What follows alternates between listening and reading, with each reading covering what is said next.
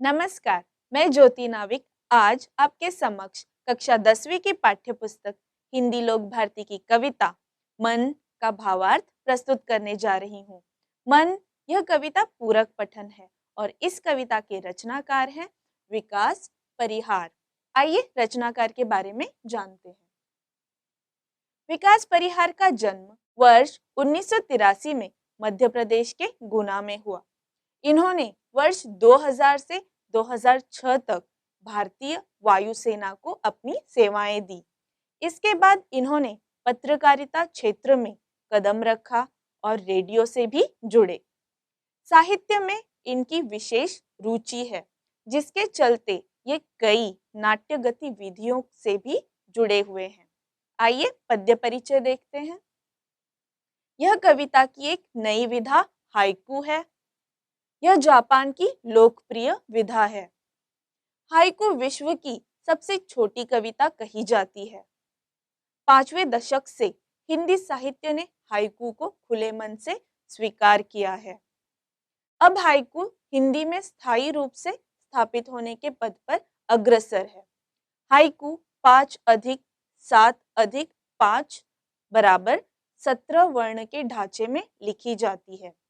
इस कविता में कवि ने अपने विभिन्न अनुभवों और छोटी-छोटी घटनाओं को सीमित व अर्थपूर्ण शब्दों में प्रस्तुत कर हमें जीवन के संघर्षों से परिचित कराया है। आइए कविता की पंक्तियां देखते हैं। घना अंधेरा चमकता प्रकाश और अधिक।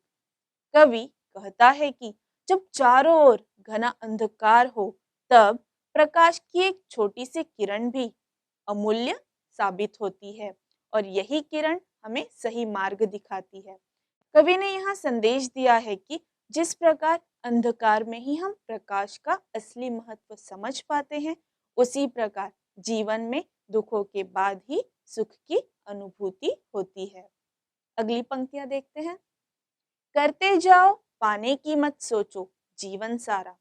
कवि कहता है कि हमें अपने जीवन में केवल कर्म पर ही ध्यान देना चाहिए, फल की इच्छा नहीं रखनी चाहिए, क्योंकि फल से अधिक श्रेयस्कर कर्म करना है। कविता की अगली पंक्तियां देखते हैं।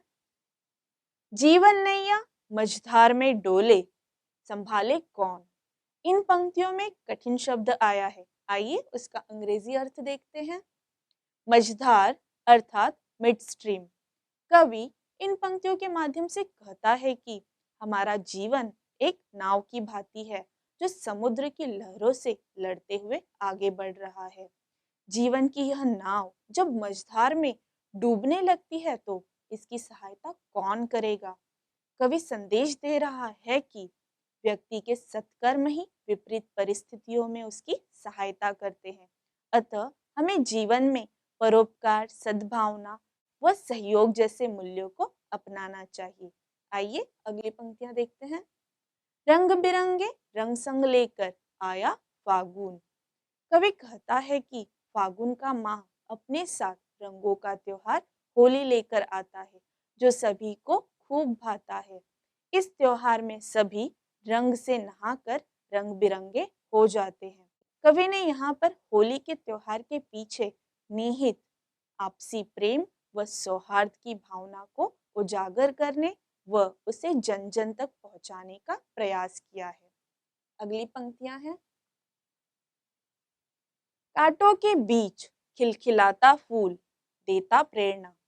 इन पंक्तियों में एक कठिन शब्द आया है, खिलखिलाता अर्थात चकलिंग। कवि कहता है कि फूल हमेशा कांटों के बीच में ही घिरा हुआ रहता है, लेकिन वह अपनी कोमलता व सुगंध बिल्कुल नहीं छोड़ता। कांटों के बीच में होने के बावजूद भी उसकी सुंदरता में कोई कमी नहीं आती। वह हमेशा खिलखिलाता हुआ नजर आता है। कवि यहाँ कहना चाहता है कि हमें भी विपरीत परिस्थितियों का सामना आत्मशक्ति व दृढ़ता के साथ करते हुए दूसरों के लिए प्रेरणा स्रोत बनना चाहिए। भीतरी कुंठा आंखों के द्वार से आई बाहर। इन पंक्तियों में आया कठिन शब्द है कुंठा, जिसका अंग्रेजी अर्थ है फ्रस्ट्रेशन। कवि कहता है कि अश्रु निराशा का प्रतीक है। निराश व्यक्ति सफलता पाने के प्रयास छोड़कर हमेशा आंसू बहाता रहता है। कवि संदेश दे रहा है कि हार जीत एक ही सिक्के के दो पहलू है, इसलिए व्यक्ति को पराजय मिलने पर निराश नहीं होना चाहिए, बल्कि अथक प्रयास करके घोर निराशा को दूर कर सफलता प्राप्त करनी चाहिए। आइए अगली पंक्तियां देखते हैं। खारे जल से धुल गए विषाद, मन पावन।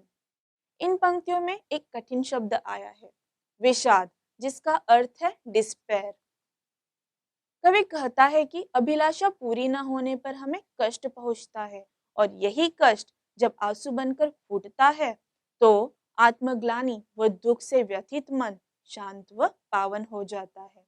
अर्थात हमें अपने दुख को अपने भीतर ही स्थान नहीं देना चाहिए, बल्कि उसे दूर करने व दूसरों से बांटने का प्रयास करना चाहिए। मृत्यु को जीना जीवन विष पीना है जिजीविषा। इन पंक्तियों में आए कठिन शब्द हैं, विष अर्थात पॉइजन, जिजीविषा अर्थात जेस्ट फॉर लाइफ। कवि कहता है कि जीवन में असहनीय कष्टों को झेलना मृत्यु से भी अधिक दुखदायी होता है, अर्थात वह विष को पीने जैसे होता है। लेकिन जो व्यक्ति इन कष्टों को झेलकर आगे बढ़ता है, वास्तविकता में उसमें ही जीने की इच्छा होती है। कवि कहता है कि हमारे जीवन में अनेक संघर्ष आते ही रहेंगे, लेकिन हमें उनसे डरना नहीं चाहिए, बल्कि उनका सामना करते हुए आगे बढ़ते रहना चाहिए। अगली पंक्तियां हैं। मन की पीड़ा छाई बन बादल, बरसी आंखें। यहाँ पर कवि ने बताया है कि हमारे मन की जो पीड़ा है वो आंखों में बादल बनकर छा जाती है और हमारी आंखों से अश्रुओं की वर्षा होती है। कवि ने संदेश दिया है कि अक्सर मन की जो पीड़ा होती है, जो दुख होता है, वह हमारे आंखों से अश्रुओं की धारा बनकर प्रकट होता है। चलती साथ पटरियां रेल की, फिर भी मौन। यहाँ पर मौन अर्थात साइलेंस। कवि कहता है कि रेलगाड़ी की पटरियां मौन होकर उसके साथ ही चलती है, लेकिन वह इस बात का दिखावा नहीं करती। वैसे ही जो हमारे शुभ चिंतक होते हैं, वे हर परिस्थिति में बिना दिखावे के हमारा साथ निभाते हैं। अगली पंक्तियां हैं। सितारे छिपे बादलों की ओट में, सूना आकाश। इन पंक्तियों में आए कठिन शब्दों के अर्थ हैं, ओट अर्थात शेल्टर, सूना अर्थात लोनली। कवि कहता है कि आकाश में जो तारे होते हैं वो उसकी शोभा बढ़ाते हैं, लेकिन कभी-कभी जब बादलों के आने से ये तारे छिप जाते हैं, तब आकाश सूना पड़ जाता है और उसकी सुंदरता समाप्त होने लगती है। वैसे ही हमारे समाज में कुछ ऐसे लोग होते हैं जो अपने कर्मों से समाज के सिरमौर बन जाते हैं, अर्थात सिरताज बन जाते हैं। उनके न रहने से समाज का अस्तित्व समाप्त तो नहीं होता, लेकिन समाज की शोभा कम हो जाती है। अतः कवि यहाँ संदेश दे रहे हैं कि हमें सत्कर्मों से समाज का सिरमौर बनना चाहिए। तुमने दिए जिन गीतों को स्वर, हुए अमर। कवि कहता है कि जिन गीतों को तुमने अपना स्वर दिया वे अमर हो गए हैं और बरसों तक गुनगुनाए जाएंगे। अर्थात हमें संसार में ऐसे कर्म करने चाहिए जो अंत तक याद रखे जाएं। यहाँ पर कवि कहता है कि हमारे जो कर्म हैं वह अच्छे होने चाहिए ताकि वह सदा के लिए अमर हो जाएं। कविता की अगली पंक्तियां हैं। सागर में भी रहकर मछली प्यासी ही रही।